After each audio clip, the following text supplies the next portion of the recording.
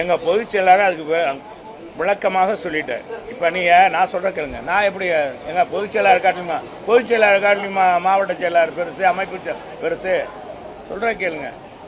எங்க பொதுச் செயலாளர் இந்த கூட்டணி குறித்தும் இந்த ராஜ்யசபா குறித்தும் விளக்கமாக கூட உங்கள்கிட்ட சொல்லிட்டார். யாரு உங்கள்கிட்ட பூராத்தையும் விவரங்கள் சொல்லிட்டார்.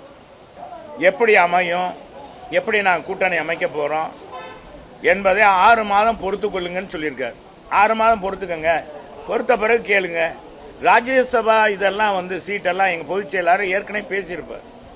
எங்க பொதுச் செயலாளரை பொறுத்தளவுக்கு, அண்ணன் எடப்பாடியாரை பொறுத்தளவுக்கு, எங்க அம்மா எப்படியோ, புரட்சி தலைவர் எப்படியோ, யாருக்கு என்ன வாக்குறுதி கொடுத்தாலும் அதை நிறைவேற்றுவார்கள். ஃபார் எக்ஸாம்பிள், பாட்டாளி மக்கள் கட்சி உங்களுக்கு தெரியும், அன்புமணி ராமதாஸ் இன்னைக்கு நாடாளுமன்ற உறுப்பினராக இருக்கிறாருன்னா அது காரணமா நான் எடப்பாடியார்.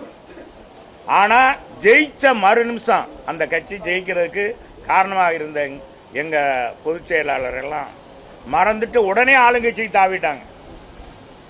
இருந்தாலும் எங்க தலைவர், எங்க பொதுச் செயலாளர் கொடுத்ததை நம்ம வாக்குறுதி கொடுத்துருங்க. அதனால நீங்க அதெல்லாம் கவலைப்பட வேண்டியதில்லை. எங்க தோழமை கட்சிகள் எங்க கூட இருக்கவங்கள எப்படி அரவணைச்சு போறோம்னு எங்க பொதுச் செயலாளருக்கு தெரியும். எங்க தலைவர் புரட்சி தலைவர் வழியில அண்ணன் எடப்பாடியார் மிக அற்புதமாக கழகத்தை வழிநடத்தி கொண்டிருக்கிறார்.